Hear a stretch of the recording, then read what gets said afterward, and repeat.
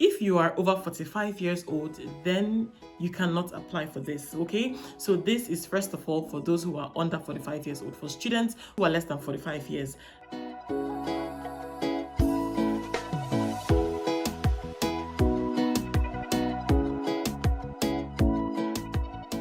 hey guys, what's up and welcome back to another video. If this is your first time stopping by, hey there, this is Kelechi here, and I share videos around life in Germany. So if that's your kind of vibe, if that's the kind of stuff you're interested in, then be a part of our community by clicking on the subscribe button. And of course, if you're a returning subscriber or you're a new subscriber, thank you so much for joining me here once again today. So guys, this is a sequel to the video that I made a couple of days ago with regards to the student loan, otherwise known as Bafög in Germany.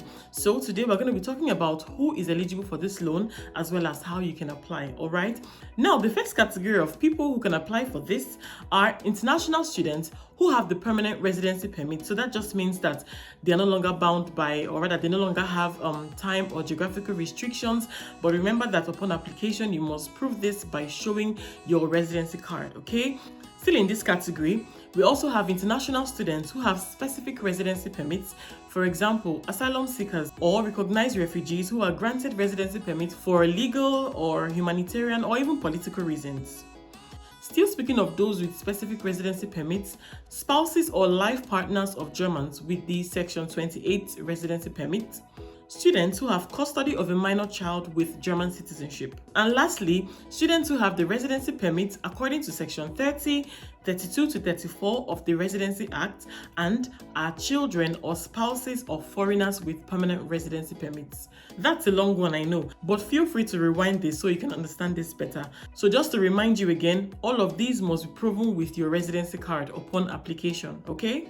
And the last category of people who can apply for this are students with the residency permit according to the Section 25, Paragraph 3, Paragraph 4, Sentence 2, Paragraph 5, then Paragraph 30 to 34, and lastly, Section 36 of the Residency Act. I know this is a lot to take in. So at this point, this is a good time to pause this video, go get your residency permit and check to find out if you fall under any of these residency permits that I just mentioned right now.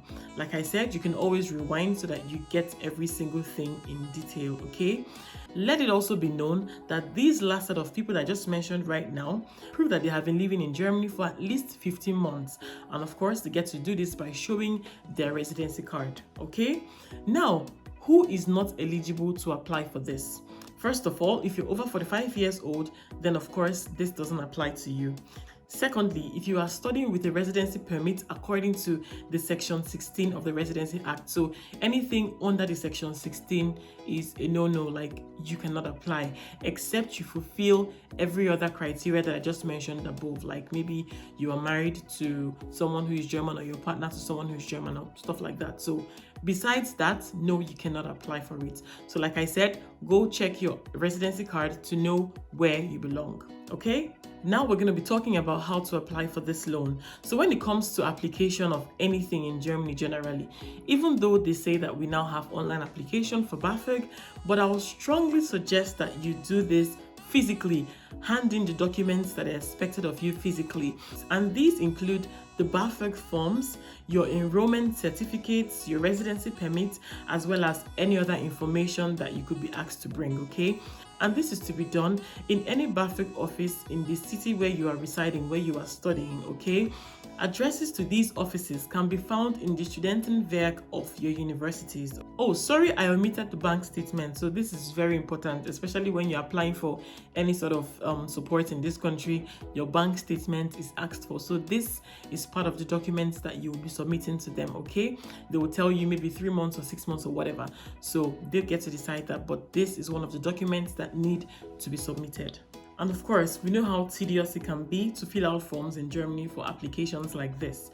So no matter what stage you're in and you feel like it's not coming together anymore and you need help, you're confused, please get in touch with the student union of your university and you would get help, okay? Now, the next big question is, how much do you get? So if you're a child or a spouse of an EU citizen and you are under 30 years old, the income of your parents or your spouse is put into account. But if you're over 30 and you have been living independently for at least 5 years, then they don't bother checking anything with parents or spouses if there are, okay? So if you earn more than 450 euros monthly as a student, you get less Bafög.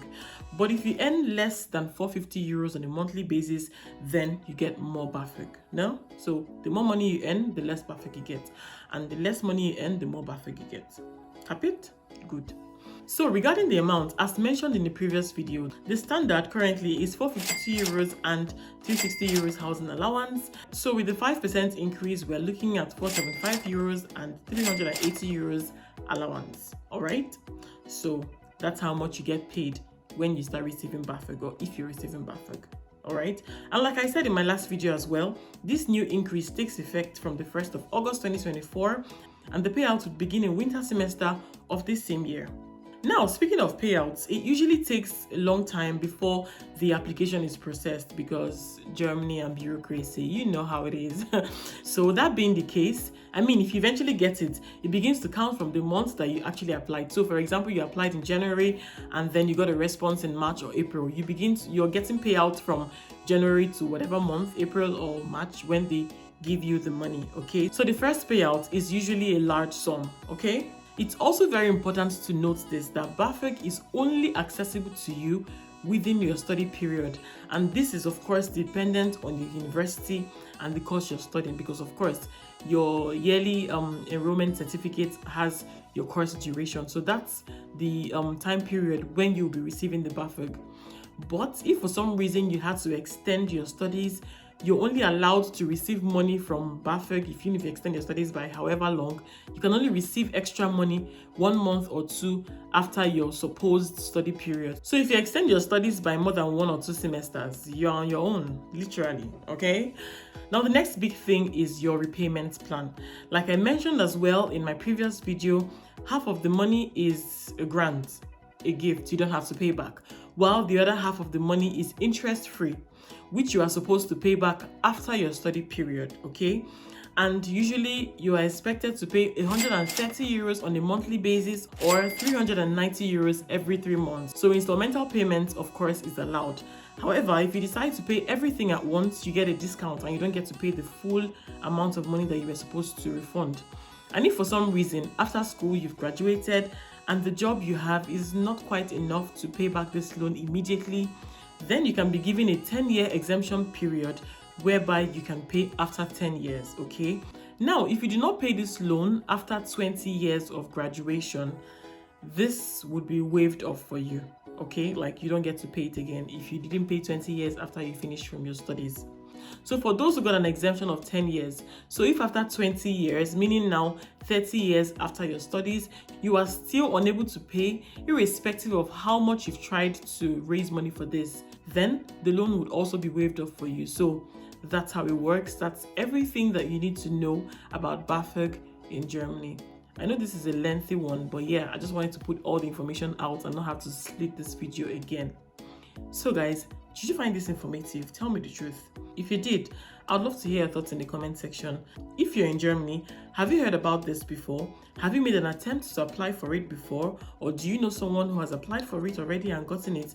I'd love to know in the comment section.